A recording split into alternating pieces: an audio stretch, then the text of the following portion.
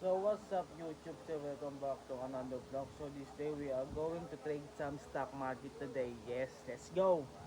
So as you can see, I'm watching Trading TV live. So right now they are talking about the stock market. So since they are the legit live news in trading, so I always watch their live. Especially I always monitor the USD dollars, the and the other stock.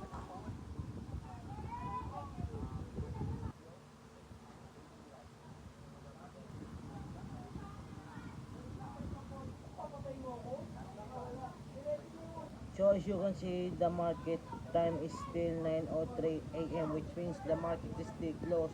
So we need to wait at least 30 minutes until the market will open.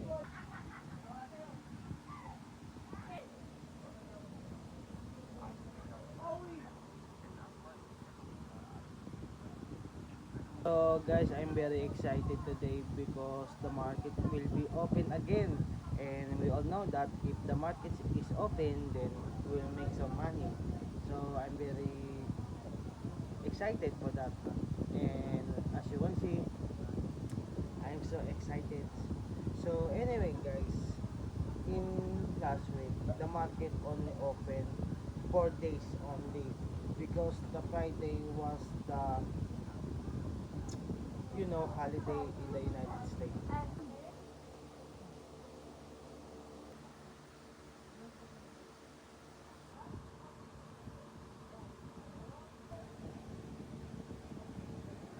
So update guys, so we're still waiting for the market to open and right now it's still 9:17 a.m. So we only have what couple of minutes. So couple of minutes before the market is open. So we will wait because that's how the traders are. The traders must be patient in order to win in the trading because in the market doesn't give the person that who always force to trade. So it will only granted if the trader is always patient on the market because the market is always come to you all the time. But the only problem is that the reason why many traders are lose because they are forcing the trades to open. So that's how it's made.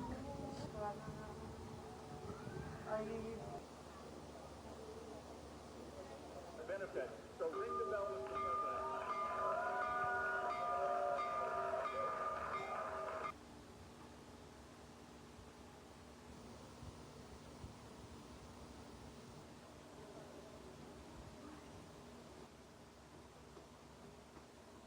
We are back again guys for another. So right now the market is already open.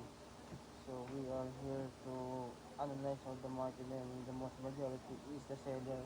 So the only Apple is the one who are buyer control. So right now we are need to monitor the market. If the market lose or lose our profit, then that's fine. Because it is just a first day in the market because every Monday the market always makes some boom effects in the trends where all the unexpected event happen during the weekends. So that's why you always see that there's a lot of temporary trends in the market. So in that position we still in trading right now. Holding the market and right now we will hold it until 12 p.m. in the afternoon.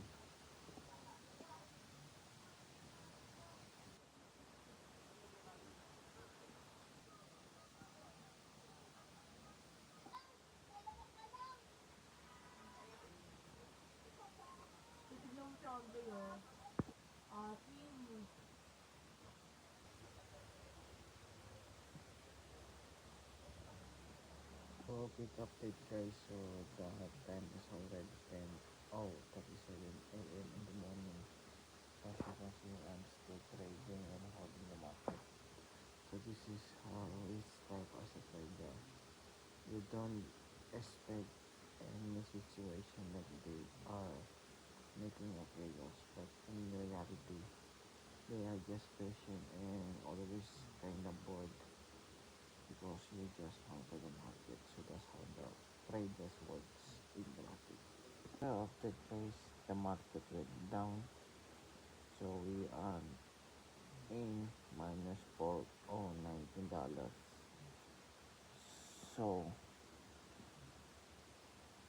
the system is that we are already close, but the only problem that it is forming a higher low.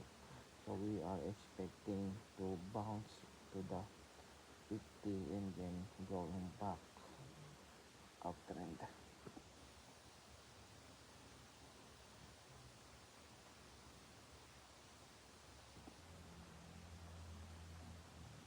So yesterday guys, we have a problem in Nebia. As you can see, the market is shift downwards where we are in strong position.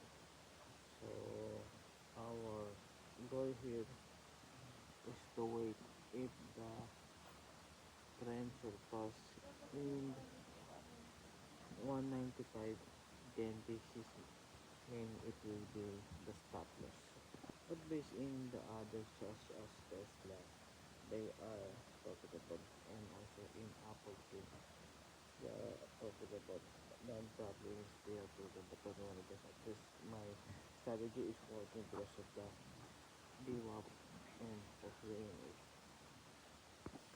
So update guys, we already in 11:38 a.m. before the market is going back to mid or low volume. So I'm still holding, and I thought I do some setup. So I already